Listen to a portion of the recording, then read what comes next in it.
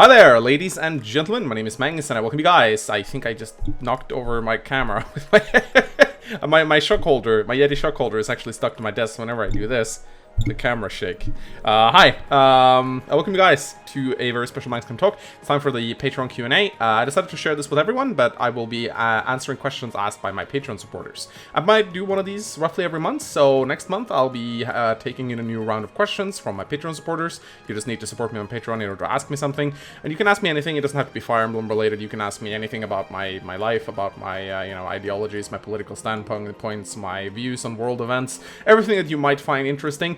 Today there were a lot of questions about traveling. I guess this is logical since we're in the summer vacation and people are traveling a lot. I also noticed I've actually gotten a bit of color. Look at this. Holy shit.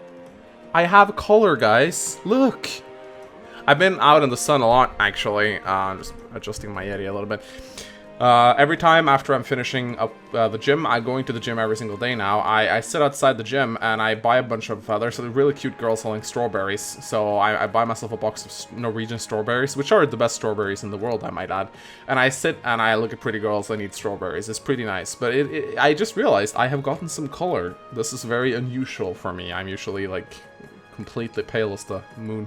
Anyway, so I'm leaving on vacation in a couple of days. I'm currently working hard to prepare videos so that there will be something up on the channel every single day. I will be releasing some Twitch spots as well to keep you guys entertained, so there will probably be about 2 uploads every day that I'm gone. I'm leaving in 2 days, so I'll be gone for a week, maybe a bit more, we'll see. But hopefully there should always be something here to keep you entertained. Anyway, guys, we are just gonna jump into the questions themselves. Now, I actually did the mistake of accepting multiple questions per Patreon. I probably should have just limited it to 1. I might do that next month, I don't know, but I allow these guys to ask multiple questions, so I guess that's what we will be doing. So yeah, let's start with the first Patreon. So the first three people always make fun of me for the way I say three. I say tree because it's just my Norwegian accent, I guess, like in a tree in the forest. I like to say 3. I know it's 3, but I like saying tree. So the first 3 questions comes in from Gregster, and he says, I'm gonna be answering them one by one because I think that's the best way to do it. The first question, he says, are there any non-Fire Emblem games that you are interested in playing for the channel? Well, there are a lot of non-Fire Emblem games that I have played on the channel. There's a ton of different games that I would be interested in playing, but the thing is, when you do YouTube for a living, you kind of have to prioritize your time. There are only so many hours in the day that I can spend making videos, and at the end of the day, I have to kind of make a decision about what is worth it. I mean, I did the Lords of Magic Let's Play a while back. I did 2 series of that, and I had great fun doing that, but at the end of the day, it didn't get that many views, a couple thousand views per episode at the best, and some of the latter ones like nearly big to 1,000. And I know for some of you guys it may sound great, oh, 1,000 views, that's good. In the world of YouTube, sadly, 1,000 views isn't that much. It's the sad reality of being a YouTuber where you kind of have to like be worried about how many views you get. So if I am to start something major, it has to be something that is worth the investments based on time. Now, obviously, with Patreon and the support that I get from Patreon, I will be able to focus more on side projects. But the question is also finding something that I burn for, something that I'm passionate for. There's a ton of games that people really want to see me play. Some person actually gifted me Valkyrie Chronicles on Steam because he wanted to see me let's play it that much. I know that like Tactics Ogre and like Final Fantasy, there's so many games that people really want me to play, but at the end of the day it has to be a project that I also burn for, because I have to have the will to actually play through those games and have fun doing it. And if they're not games that I'm going to enjoy, like I've said multiple times though, for example, that I've tried to play Final Fantasy, I've tried to let's play Final Fantasy, but I just can't get into it. I don't know what it is. Something about it just makes me not able to connect with it. I don't know what it is. But so there are definitely games that I want to play, but it's not as simple as just starting to play a game. Sure, I could be a little bit more brave and try new things out, but the problem often if you want to try out a new game is that, let's say I start playing, let's playing Final Fantasy, right? And I release 3 parts, and they don't do great in terms of views. And then I stop playing it. I'm actually going to end up angering more people because they're going to go like, oh, where's the Final Fantasy Let's Play Mangs? And they're going to be really angry and frustrated that I didn't continue it. So starting a Let's Play that you don't intend to finish or don't intend to do all the way to the end, it can actually end up angering a lot more people than it helps. So that's why I'm cautious with trying out new projects. But I am constantly looking at new games to start playing.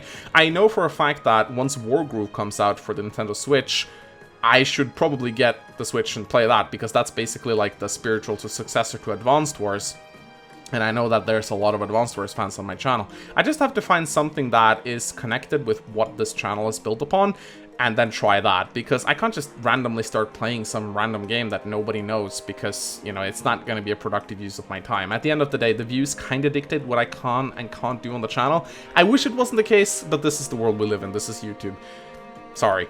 Anyway, number 2. Who do you think is the single most greater character in all of Fire Emblem? For story reasons. So this is a tricky question. There's a bunch of great characters, and certainly after doing nearly 50 spotlights, I've certainly been, you know, had the pleasure of going deep into different backstories for different characters. And there is one character that has always, like, stood out to me as maybe one of the bravest and most loyal knights ever, and that is Finn. I've always had a soft spot for Finn, because when you really get into the backstory of Finn, like, there are many brave individuals in Fire Emblem, many people that go above and beyond their call for duty, and, you know, that are really loyal. I mean, Fire Emblem is filled with loyal knights, but the story of Finn is so tragic, and so, like, the amount of suffering that guy goes through to serve his liege lord, like, raising 2 children, constantly on the run from an evil empire, starving himself to make sure that his 2 children are, they're not his children, but, you know, Leif and Nana, making sure they don't go hungry, acting as a father figure for them, watching over Leif and Nana in the village, you know, constantly moving from village to not get hunted down by the Empire. Like, the guy is just, like, it's such a heroic tale, you know? Like, the what that guy goes through is, like, even the I would, like, think that even the most stalwart and brave knight would at some point maybe give up during that journey, but Finn doesn't, and that's really fucking honorable. So always had a soft spot for Finn, and I did a spotlight on the guy. It's a bit old, but you can still check it out if you want the whole story. It's a really long spotlight. It's actually one of the longest spotlights I've ever done, because I cover his entire story in it. And number 3, what it's like living in Norway. Norway is obviously a great country to live in because it is one of the richest countries in the world. We have, you know, I really like the climate in Norway. It's very cold, but that's how I like it. I'm not really a heat kind of person. It's really hot right now, and I feel like I'm about to die. My fan is, like, on maximum right now. I'm not sure if you can hear it in the background. But I do like the climate in Norway. I'm a winter person. I like the snow. I like the cold. It invigorates me. So I don't really have any issues with that. The girls here are extremely pretty. Like, we have some of the prettiest girls in the world. No matter where I go in the world, I've yet to find a place that has prettier girls than in Scandinavia. Like, the Scandinavian blondes are just, you know, unmatched in their beauty, in my opinion. Of course, I have a soft spot for blondes, but even like the non-blonde girls here are just so pretty. Their faces are, like, so fucking symmetrical. It's insane. So Norway is a great country for many reasons, like beautiful girls, nice climate. The living standard of Norwegians are very high. I mean, we have a lot of money. The average citizen, the working class citizens, have a lot of money. But it's not all fun and games, because we do also pay some of the highest taxes in the world. Like, I pay 40% of my income to the state, which is ludicrous. And it's also one of the most expensive countries to live. So if you don't have a high income, being poor in Norway is not fun, because things are so expensive. Like, just food is super expensive. Alcohol, we have some of the most expensive alcohol in the world. There's the reason I almost never drink. Like, I drink cheap wine every now and then. Like, here's the funny story. I was at the store with a friend of mine from America. He didn't speak Norwegian. He had lived in Norway for a year. And we were gonna go buy beer for a party. And he picks up a beer that stands next to a 6-pack.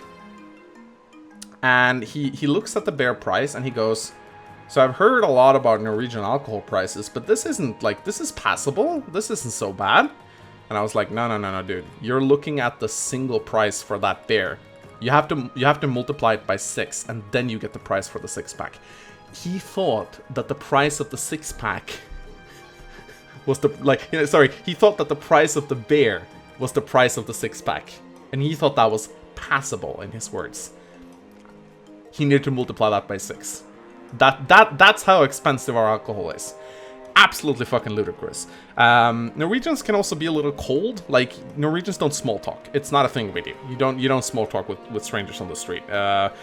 If you meet like out in the mountains or in a forest, we talk like like shit, like, you know, that's when you initiate small talk. But in the city, we're kind of like farmers in the city. We're a bit lost. So Norway has its great sides, but it also has its downsides. I'm very fond of the Norwegian country and the Norwegian culture, but I'm not always very fond of Norwegians as a whole. Norwegians can be a little awkward, a little bit strange, especially when they drink. Drunk Norwegians are not fun. They get awful because we're really like introverted, and when we drink, we kind of let loose our awkward sides a lot. Meeting drunk Norwegians on the town, like out on a Saturday night, is not fun. They are awful. So, I'm obviously very, very happy that I live in a first world country. Not gonna say anything else. But there are other countries that I would definitely, I think, consider living in. But that's actually one of the questions that will come later, so we're not gonna take that right now. So I hope you enjoyed those answers, Gregster. So let's move on to the next patron. So the next set of questions comes in from DrCornFlakes, and he says, as his first question, he asks, what are some of your favorite moments over all the years of the channel? So, there are so many, I couldn't possibly just pick a few, but I think the best answer to that question is simply just head over to my shitposting playlist. Because every time I had a really good moment, I usually make a shitpost out of it. Although I have recently created a new playlist called Mangs Moments, which only has one clip in it so far, but I plan to fill it up as I find more suitable clips. In like, you know, I gotta say that the newest Let's Play with Mecha has generated so many golden moments, like Spectacular You, Amaze Me Mangs, the Devil Axe Bartra, Suicide, like there's so many golden moments in that Let's Play. Me and Gast had some great skits when we played Fates together.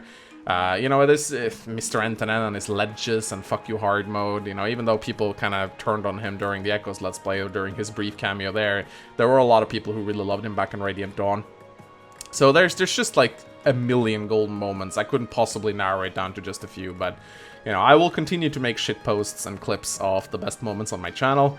Hopefully, there will be many more moments to come. But yeah, I wish I could give you a better answer, but that's all I have. His second question is, if you hadn't been able to make money doing what you're doing, where do you think you would be in life?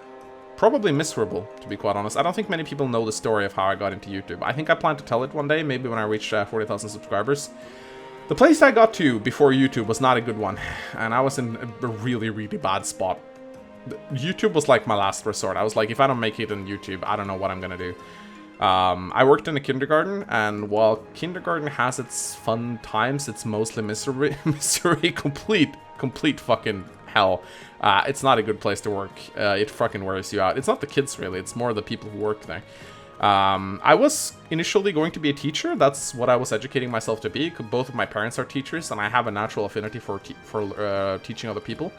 But after seeing the school system, and especially the government-run schools and what they do to kids, I did not really want to be part of that system at all. Both my parents are amazing teachers, and they are fucking worn out from the public schools and how they're run. It's absolutely fucking pathetic. I might make an entire video on the government-run schools and how shitty they are. They're not a place you want to spend your life. The pay is shit. The work hours are long. I mean, yes, you get long vacations as a teacher, but usually you just sit and work over them. I mean, my father, teachers get a lot of shit for getting their 2-month summer vacation. My father spent about maybe 1 month, 3 weeks just sitting in his office working during the summer vacation because he had so many papers to correct.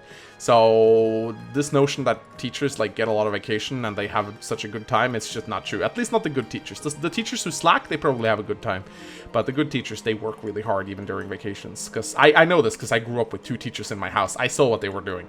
It's not an easy job, guys, I tell you. And my parents, they would just talk about nothing but their work. So yeah, that's where I was headed, and when I realized that that's not what I wanted to do, I kind of quit my studies, and I was like, okay, it's YouTube or nothing, I guess, and here I am. So God knows where I would have been without YouTube. Not a pleasant place. Not a pleasant place at all. His third question is, could you ever see yourself moving out of your home country? If so, where to? Yes, in fact, I would love to.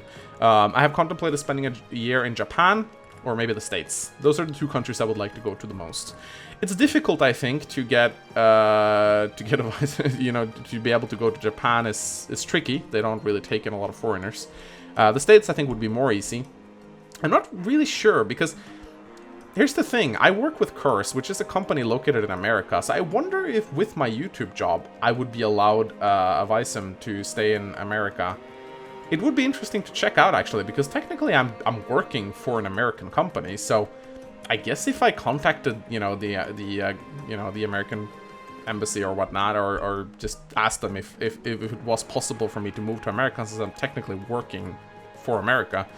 I have no idea how these rules work, but at any rate, I would love to go a year outside my country, because I strictly believe that travel is some of the best thing you can do for your own mental health and for yourself. I think traveling really broadens your perspective. It makes you come in contact with other cultures, other people. I think it's something that you should definitely aspire to do as much as humanly possible. I don't travel anywhere near as much as I should. I really, really should travel more, especially when I'm young. I'm not married yet. I don't have any kids. This is really the time where you should travel in your 20s. And I think I'm going to make myself a promise to at least travel a little bit more than I currently am, because, I mean, I've been to Japan twice, which is really cool, but that was like when I was 20, it was the start of my 20s. It's been many years since I did any real travel. I go to Amsterdam once a year, and I've been to Germany, but these are all questions that some people are going to ask me about travel later on, so I'm going to go a little bit more into depth about that.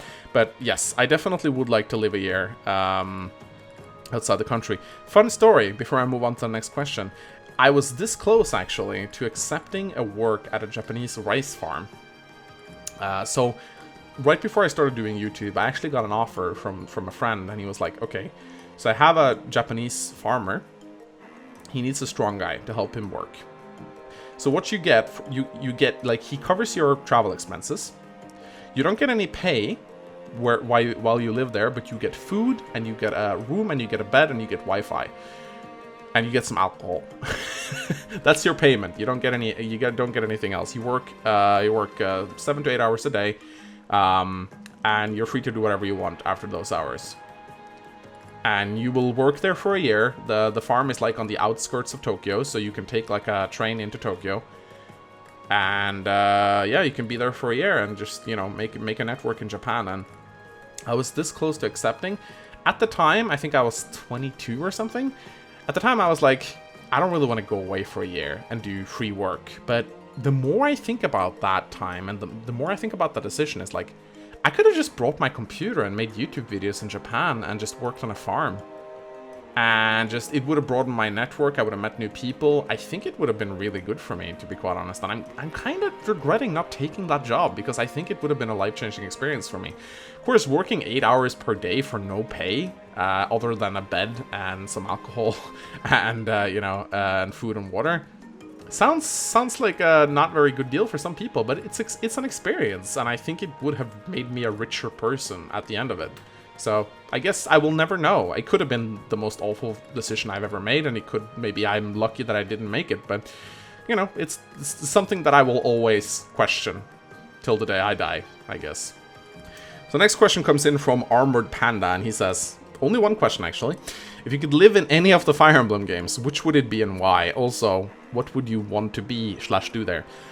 So this is an interesting question. I'm not really sure if I would want to live in any Fire Emblem universe, because it's a medieval setting, and medieval times were kind of harsh. I mean, a lot of wars going on.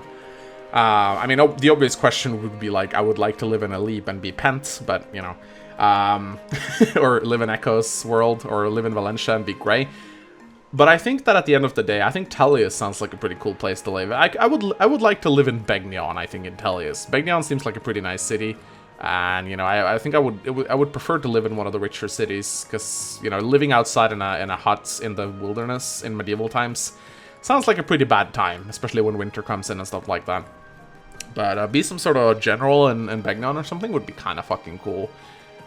I think I would definitely prefer that. Some sort of knight, maybe. Like a pompous noble knight. That'd be kind of cool. One of the guys that I cast a fight against. So, yeah, I hope that answers your question. I mean, I don't really know. Maybe Jugdral would be kind of cool. Live in, not during the Lopto Empire. Maybe after Celeste liberates it, maybe. Difficult question to answer, really.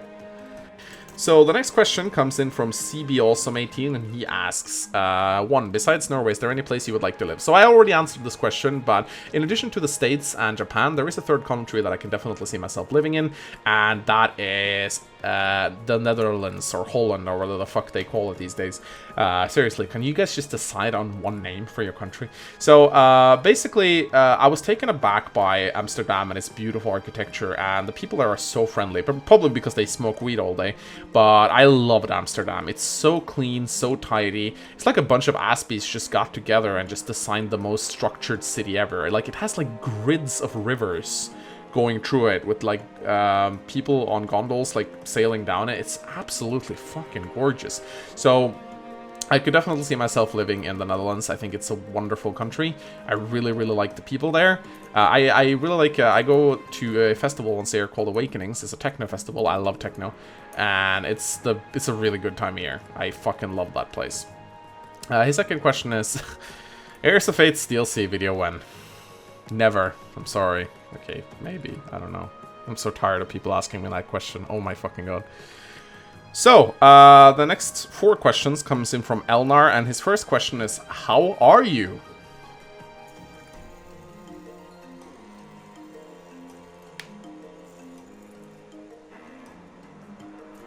His second question is, what kind of features would you like to see in future Fire Emblem games? This is a fun one. I like this question a lot. I'm great, by the way. I think that one feature that would definitely make the Fire Emblem games a lot better would be some sort of flanking feature. So if you're attacking someone that's already engaged in battle with someone else, like from behind or from the sides, you should get a small bonus to your hidden damage, kind of like the weapon triangle advantage.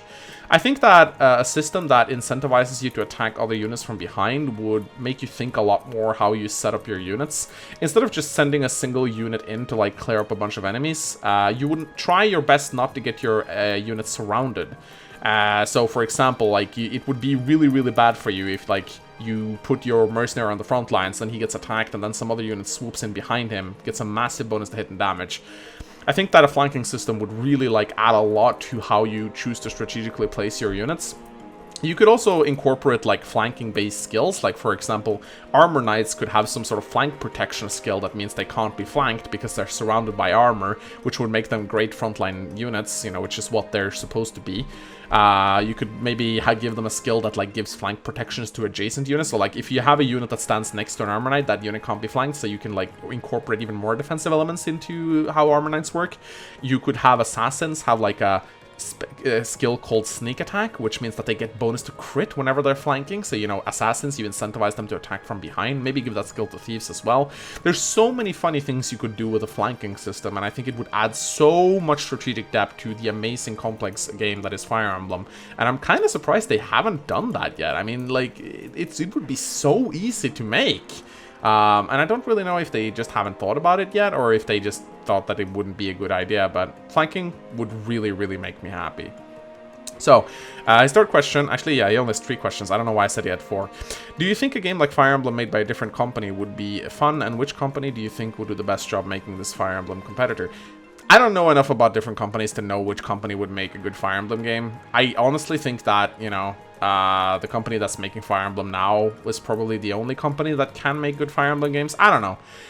You know, I mean, I know Shosuke Kaga has, like, broken away. Like, he's the original creator of Fire Emblem. Like, he was directing games 1 to 5, and he left the company after Tracer 776. He has recently, like, started his own little fan projects and a new game. I checked it out briefly. I wasn't tremendously impressed by it. Like, it definitely looked like a spin-off of a Fire Emblem game, but I think in order for him not to, like, he needs to make sure they don't sue him, so he can't make it too similar, because that was already a big problem with Tearing Saga. He made Tearing Saga, and that actually, I think they did sue him, and I think they won. I don't know the complete history behind that, but he needs to be very careful. But I checked out his game, and I was like, this doesn't look great. I was like, this is not, I don't know, maybe he's lost his touch, you know, just because he was good once doesn't mean he necessarily is good now. So I really can't answer that question because I don't know enough about the competition, but yeah, it would be interesting to see another company have a go at Fire Emblem, see if they could actually make it better. Although, something tells me that it could also be a complete disaster if they, like, try to completely, like, there's a saying that, you know, you shouldn't reinvent the wheel. Fire Emblem is really unique because it has actually used the same core system ever since the first game. Like, ever since the first game, like, it's an RNG-based game with a 0 to 100 random number generator with strength, skill, speed, luck. Like, the same core system has been in place in every single Fire Emblem game, with small adjustments here and there, but it's used the same principle. And I think if another game tried to make a new Fire Emblem game and completely change the way it works, it could be complete disaster, because I really think that the Fire Emblem system is kind of timeless, so it would be interesting. It wouldn't necessarily be good. And the next set of questions comes in from Fake Mankey, and he asks as his first question, is Roy our boy?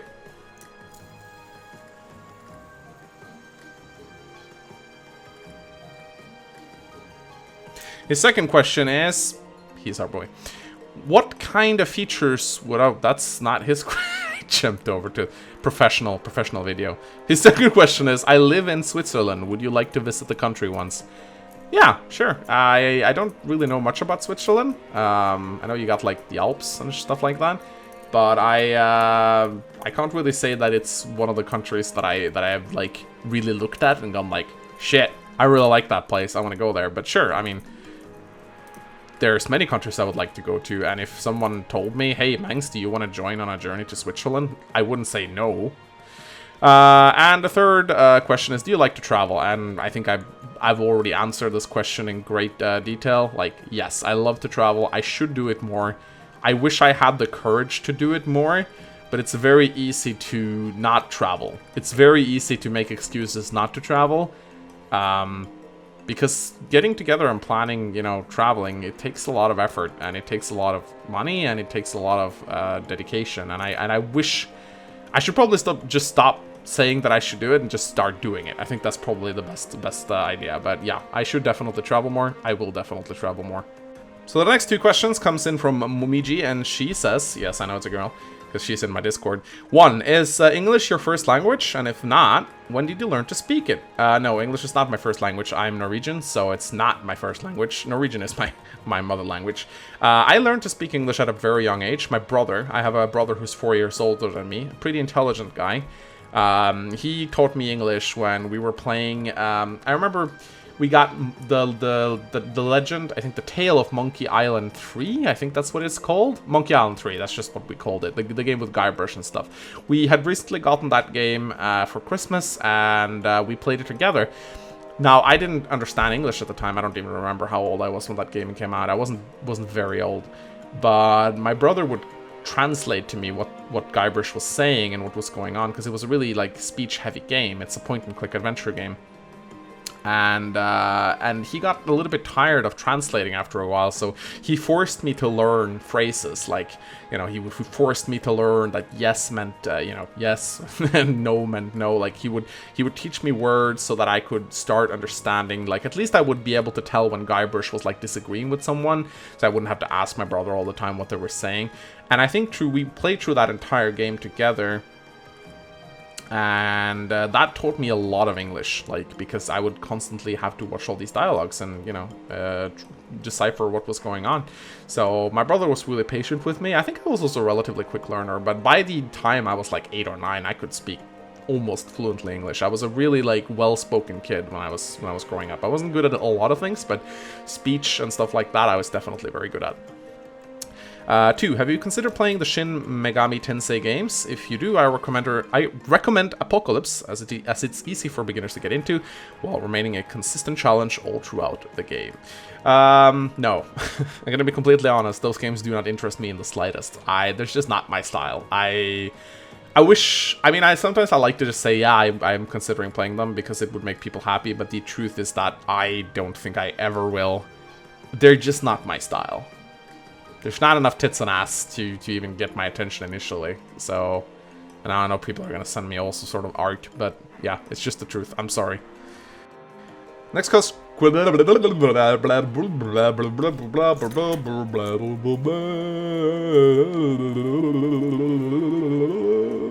Next question comes in from Kevin, and he says, have you ever vacationed or considered vacationing in the United States? If so, did you like it?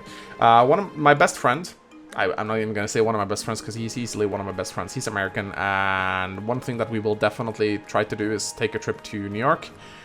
Or anywhere in the States, really. I was actually invited to come join PAX, but they gave me like a week warning. And they actually wondered if I wanted to come. I have no idea why they would invite me, or why, like I don't know if there's like a Fire Emblem section there or something. Maybe there are, I don't know. But I declined because I was like, no, I can't really go on a week's notice. I'm sorry, I need more time than that. And they were like, oh shit, you live in Norway. We didn't know. Like, we know you work for Curse, but we thought you were based in America, so that's why we asked you to come. So I did actually get a mail from the creators of PAX, and they wanted me to come and do something. I don't really know why. I didn't read the whole thing, but I was like, no, sorry. But I kind of regret doing that now. So, but I would love to go to the States, and I definitely will go to the States. I'm very fascinated by America as a whole. I really like Americans. I think they're great people. And I'd love to go there sometime. Alright, so the next set of questions comes in from Servant of Nima, and she has 4 questions for me. And they're pretty big questions, so this might take a while. So, 1, when will you convert to the faith of Nima? Okay, I'm gonna stop doing that to all the joke questions. Maybe I already have. I love Nima. She's a great unit. Number 2. What are your favorite character of each archetype? Archetype. Lawrence, Ogma, Marth, and etc. I tend to really like the originals, to be quite honest. I am a big old fag when it comes to Fire Emblem, so like I like Ogma because he was the creator of the Ogma archetype. Hell, I even like Est more than the other Est archetypes in Fire Emblem. I just really like the originals. Gado for the Gado archetype. Old school characters have a soft spot in my heart, so I guess that's my answer to that. 3. How do you feel about your community as a whole, especially the master shitposter Ogim Marina? So, when it comes to... I'll talk about Ogim later, but when it comes to judging my community, it's a very tricky thing to do, because about 95% of your community consists of faceless, silent people. When I upload a video, it gets 5,000 views, I have about 200 comments, maybe 500 likes. So only 10% of the people who actually watch that video click the like button, and even fewer people actually bother to make a comment. And even fewer people than that actually, bothers to come into Discord, into Facebook, and, interact with the community. So for me to say my community is this and that, it's impossible, because at the end of the day, there's just so many invisible people that I have no idea who are. I will never come into contact with them. They just watch my videos because they find my videos entertaining, but they have no desire to interact with me or my fans. That's completely fine. There's a lot of things you can do with your day. Not everyone have time to hang out in different communities. Hell, I have YouTube channels that I have been watching for years, and I've never left a single comment on any of their videos. I tend to be very diligent with my liking because I know how much it helps a content creator. I make it a conscious effort to like every single YouTube video I see that I actually like. But for example, one of my favorite YouTubers of all time, Angry Video Game Nerd, I've watched all of his videos. I don't think I've ever left a single comment or ever visited his fan community. And that's just, at the end of the day, we have limited time in what we choose to do with it. So I don't blame people for doing that, but it makes it impossible for me to judge my community. Now, the little vocal minority that I do have in my community, I think are great people. There's definitely a couple complainers. I mean, there's like a solid bunch of Mangs haters. I would maybe say that they're about... I don't know how many people there are. It seems like maybe there's like 20 of them that are just, they hate me, but they don't seem to be able to leave my community. They keep coming into my servers, they try to stick around, some of them apologizes, they get banned, they come back in, they promise to better themselves. I have like a little bunch of troublemakers who are like, I'm not sure if they probably have a little bit of a love-hate relationship with me, I don't really know. But overall, I find my community to be really friendly, and they don't take offense very easily. I think this is something that is very important when you're in my community. You need to not be offended by things, because there's a lot of offensive things that's said both by me and my fans. There's a lot of shit posting going on, lots of meme spreading. Like you gotta have a little bit of a casual approach to things, and not be as thin-skinned and take offense to everything you see online, because if you come into my community and you're easily offended, you're gonna have a bad time. And one of the worst messages that I receive, not that it bothers me all that much, but one of the most annoying things people say to me is like, when I get a message from someone going like, Mangs, I've been watching your videos for many years, and I thought you were a great person, but then I saw that you were rude to someone, and now I'm not sure what to think of you anymore. I'm very disappointed. Like, why did you have these expectations of me to begin with? I'm just some guy on the internet making shit posts. Why do you hold me to these standards of yours? Like, I'm just a guy. I make mistakes, I say things, I offend people, I laugh at people. I say inappropriate things sometimes. I think a little bit irrationally, and I say some things that I shouldn't say. I'm just a guy who makes videos. Don't stop treating me like some sort of fucking deity that like is the embodiment of perfection. You're just gonna set yourself up for disappointment. This is the reason why I don't tend to interact closely with a lot of my fans, because my experience is that if I start talking to someone over Skype, they have this like godlike perception of who I am, and when they realize I'm just some simple guy, they get really disappointed, and that's like very, very annoying. But I guess that's, you know, when you have a sort of like a celebrity status to some people, I still think it's absolutely ridiculous that some people would consider me famous. But when you have sort of a celebrity status, people do tend to hold you to unreasonable standards. And that's also why a lot of the drama's been occurring. It's also been occurring because I'm a bit of a dick, but also because, you know, some people tend to hold me to stupid, ridiculously high standards. Now, moving over to the subject of Agim Morina, like, that is a very, very special case. So Agim is like, Agim's very, like, he's definitely one of the more, like, aside from my core people like me and Tangerina and stuff like that, he's definitely one of the people who's had the biggest impact on my community, I'd say, because Agim Marina, he's kind of like Jesus is to Christianity. He, like, embodies the values of Fort Mangs, which, you know, is like cancerous shitposting memes. He's like a walking shitposts, and he's just like, as I said, like, he just embodies everything that Fort Mangs stands for, which kind of makes him the most beautiful thing on Fort Mangs, but also the most horrible thing at once. Just like the internet in all of its glory, you know. The internet, it can be the most terrible thing, and it can be the most beautiful thing at the same time. Just by talking about this, I know I'm just going to generate a shit ton of memes. I'm going to log into Fort Mangs tomorrow and just see, like, Jesus pictures of Agim Marina, like Agim Marina, the religion of Fort Mangs and stuff like that. He just, I don't know, he eats forum posts and Facebook statuses, and he just shits out memes. That's just how he works, and I'm really grateful to have him in my community. I do talk a lot to him, and he's a really cool guy, and definitely not a person who gets easily offended, and I think that's really, really great. And he trolls like nobody I've ever seen. Like, the guy, you unleash him on a Reddit thread, oh shit, you're gonna see the worst carnage you have ever seen. Like, that guy, trolling is an art, and he is a fucking trolling master, like 10th dan black belt troll. So yeah, he is Jesus. That is pretty much all I have to say about that. And the fourth question is, what is your religion? Yeah, that's a nice segue into the next question. So I don't really have a religion. I've never had a religion. I guess I'm more of an agnostic than anything else. I'm open to realities and possibilities, but I kind of need some solid proof. I like evidence.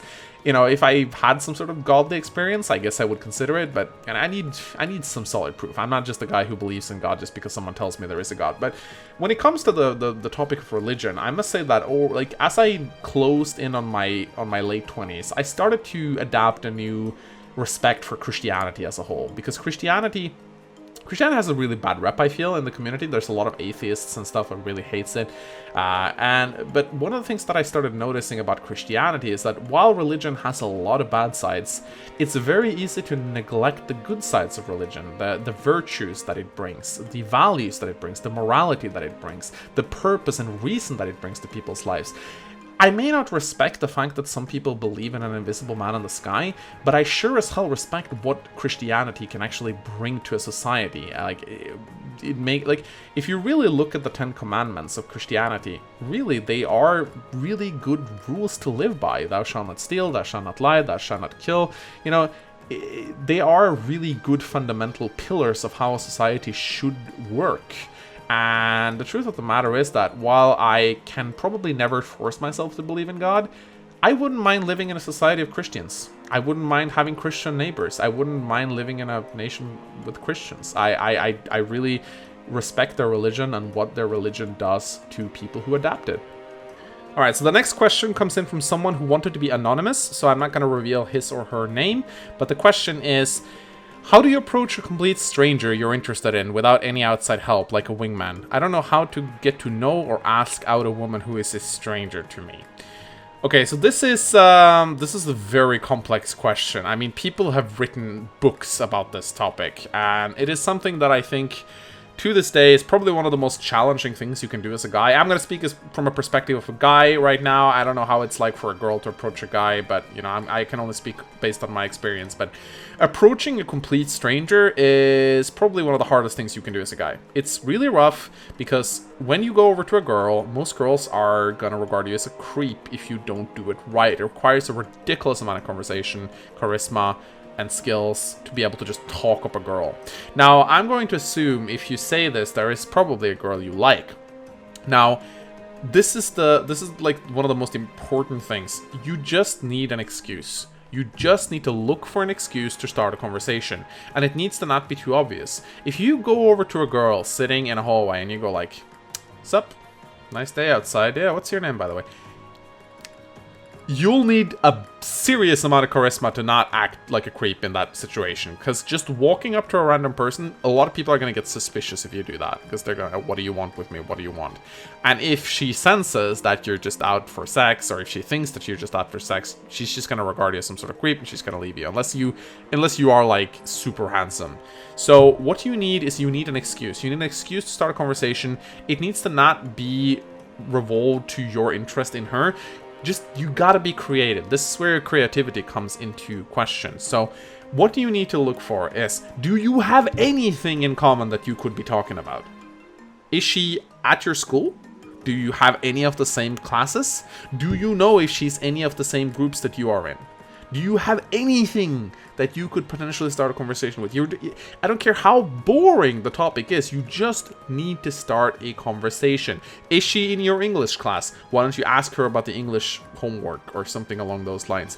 You gotta get the conversation going and you gotta make her remember you. But this is the important thing. You need to not overstay your welcome. So when it comes to chatting up a girl who's a stranger, you gotta be a little bit creative. Now, if it's some random girl on the street that you're never gonna see again, I don't know what to tell you. That is a tricky situation right there, because you just picking up random girls on the street, that's not something an average guy is capable of doing.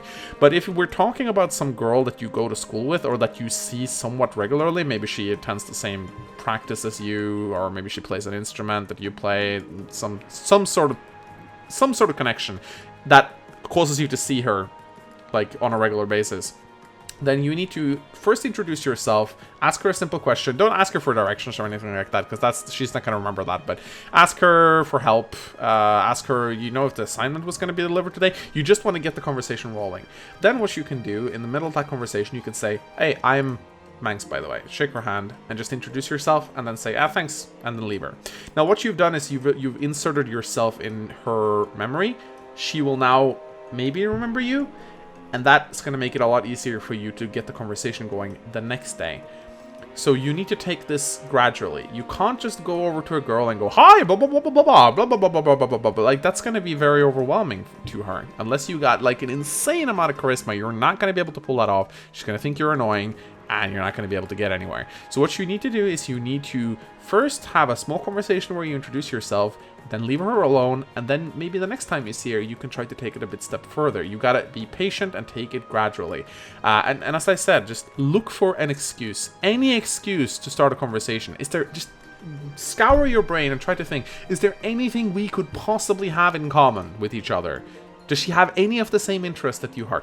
If you heard her talking about, like, Game of Thrones in the hallway, next time you sit down with her, why don't you go like, the next season of Game of Thrones coming out. Do you watch Game of Thrones? Like, just try to find something. I mean, I'm not going to ask you to stalk the girl, but if she has a public social media profile and she lists her interests, try to see if you have anything in common that you could possibly start about. The moment you find something that you bond over, like the moment you can discover a common interest, that is the moment where a conversation gets going.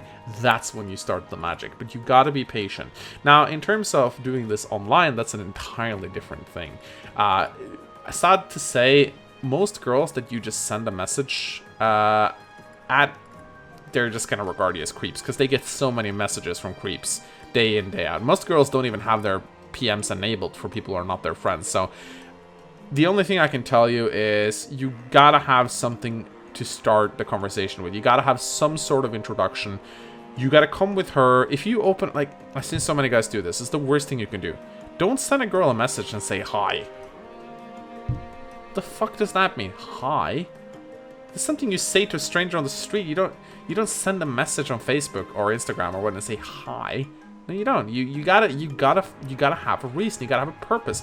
Is she part of any of the same groups that you're in? Is she in like a meme group? Why don't you just send her a meme? Like, yeah, so you're part of the group. This is kind of funny. You gotta just give her a reason to want to talk to you.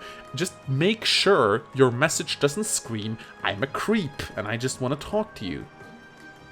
So that's all I can say.